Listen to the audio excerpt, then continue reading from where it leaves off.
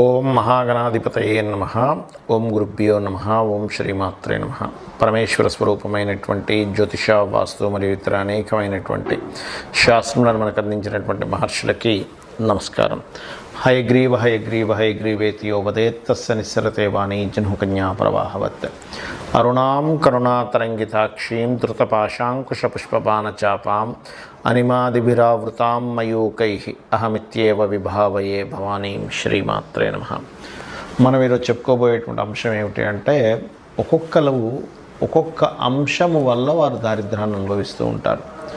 అందులో 12 లగ్నాల వారికి, ఒకవేళ లగ్నం తెలిస్తే లగ్నం నుంచి ఫాలో అవ్వండి, లేనట్లయితే 12 రాసులు తీసుకోండి. లగ్నం తెలియదండి, కొంతమందికి టైమ్ ఆఫ్ బర్త్ నోట్ చేయరు, అలాంటప్పుడు రాసి చూసుకుంటూ ఉంటారు. అటువంటి వారు కూడా ఈ యొక్క అంశంలో, అంటే మీరు ఏ విషయాల జోలికి వెళ్ళడం ద్వారా మీకు దారిద్ర్యం అనేటువంటిది ప్రారంభం అవుతుంది, ఎటువంటి పరిసరాలు మీ చుట్టూ ఉండకూడదు, ఇవి కనుక తెలుసుకోగలిగితే మీకు దారిద్ర్యం అనేటువంటిది మీకు దరిచేరదు. గుర్తుపెట్టుకోండి.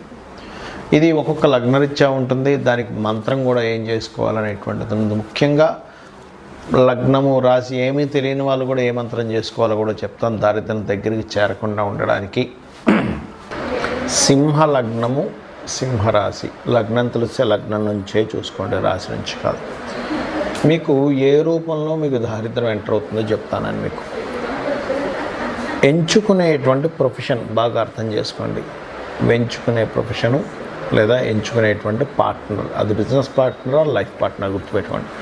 వీళ్ళని ఎంచుకునేటువంటి విషయంలో తప్పుగా ఎంపిక చేసుకుంటారు, లేదా ప్రొఫెషన్ ఎంచుకునేటువంటి విషయంలో తప్పుగా ఎంపిక చేసుకుంటారు. దీనికి ఒక ఉదాహరణ చెప్తాను. ఒక స్త్రీ జాతకం. ఆవిడ ఏం చేసిందంటే, నేను ఫలానాది చదువుతాను, ఫలానాది అవుతానని చెప్పి ఆ ప్రొఫెషన్లోకి వెళ్ళింది. తీరా ఆ ప్రొఫెషన్లోకి వెళ్ళినప్పటి నుంచి ప్రతి క్షణం బాధే. అరే, నేను అనవసరంగా వచ్చాను ఈ ప్రొఫెషన్లోకి, ఇది కాకుండా ఇంకోటి చదివితే బాగుండు. అంటే ఏంటి, గతంలో ఆ అమ్మాయికి చాలామంది ఇంట్లో వాళ్ళు చెప్పారు, ఫ్రెండ్స్ చెప్పారు, ఇది వద్దు, ఇది నువ్వు చేస్తాను, అవసరంగా ఇబ్బంది పడతావు అని చెప్పినా సరే లేదు లేదు లేదు నాకు ఇష్టమే అని చెప్పి అందులోకి వెళ్ళిపోయింది. అంటే ఏమవుతుందంటే, వీళ్ళకి పర్టికులర్గా ఎంపిక చేసుకోవడం తప్పు అవుతుంది. లేకపోతే రెగ్యులర్గా ఈ ఉద్యోగంలో అనేకమైనటువంటి ఇబ్బందులు మాటిమాటికి రావడం వల్ల, లేకపోతే ఉద్యోగం దొరకకపోవడం వల్ల, అప్రోచింగ్ అంటే వీళ్ళు ఏదైతే ఉద్యోగం చేయాలో దానికి సంబంధించిన సబ్జెక్టు మీద సరిగ్గా కాన్సన్ట్రేషన్ చేయకపోవడం వల్ల,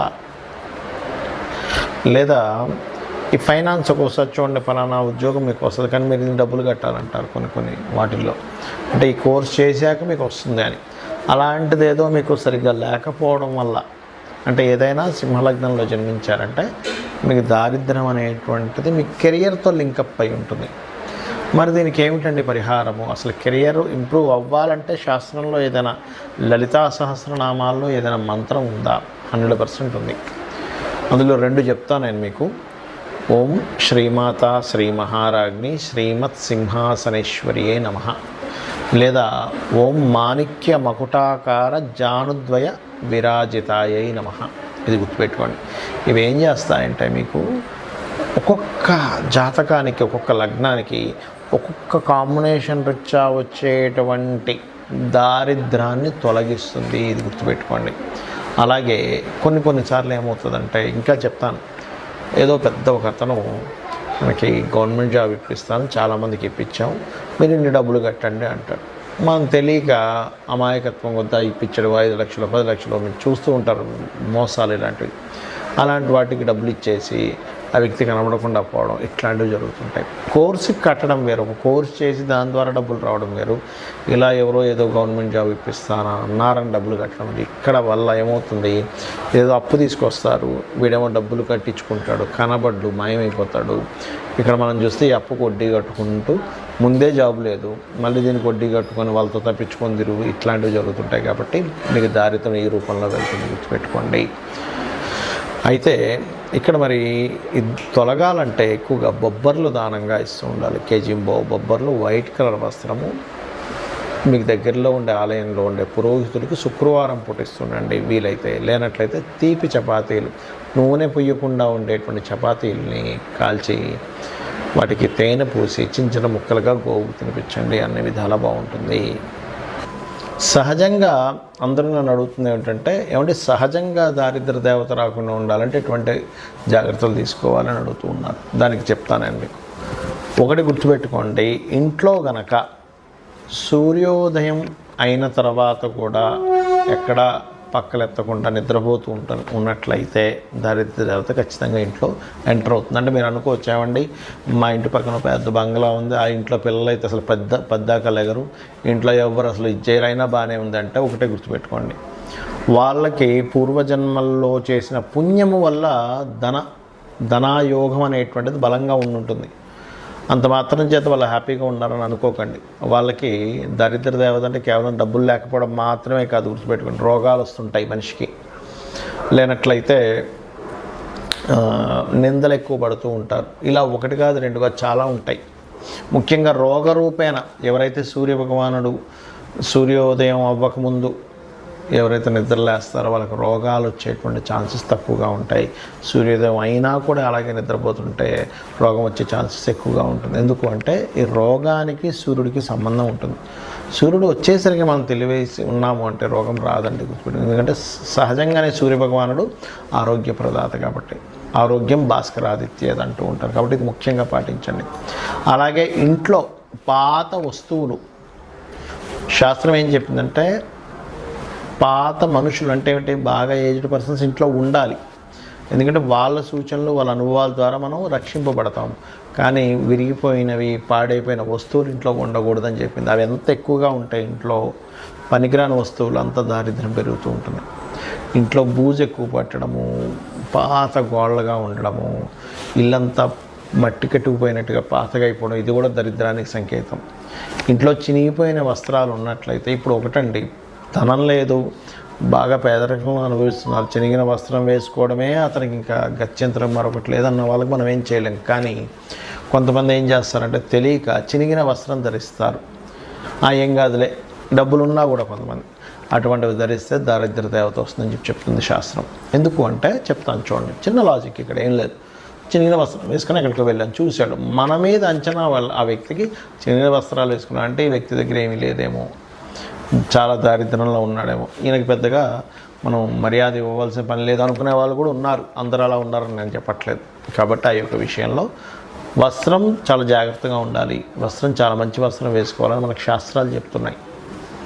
అలాగే మరొకటి ఏంటంటే, ఇక్కడ మీకు లగ్నం తెలియదు, రాశి తెలియదు, కానీ దరిద్రం రాకూడదు. కొన్నిసార్లు ఏమవుతుందంటే దారిద్ర భావము అని ఉంటుంది జ్యోతిష్ శాస్త్రంలో. 3వ స్థానాన్ని దారిద్ర భావము అంటారు.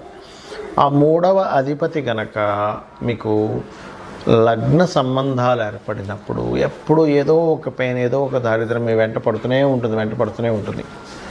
అప్పుడు మీరు చేయవలసింది ఏమిటంటే, విష్ణు సహస్రనామాల్లో ఒక నామం ఉంది దీనికి. మీకు దారిద్రం పోవడానికి, మీకు ఎప్పుడు పెయిన్ ఉంటే పోవడానికి ఏమిటది అంటే ఓం మధుసూదనాయ నమః. ఈ నామం మీరు ఎంత చేస్తూ ఉంటే అంత దారిద్రం అనేటువంటి తగ్గుతుంది. కొంతమందికి థర్డ్ కనెక్టివిటీ వచ్చినప్పుడు దారిద్రం ఉండదు, కానీ అది ఎలా ఉంటుందంటే ఎప్పుడూ కష్టపడుతూనే ఉన్నానండి, చిన్నప్పటి నుంచి నా పని కష్టపడటమే, చిన్నప్పటి నుంచి ఏదో పెయిన్ అనుభవించడమే అంటూ ఉంటారు.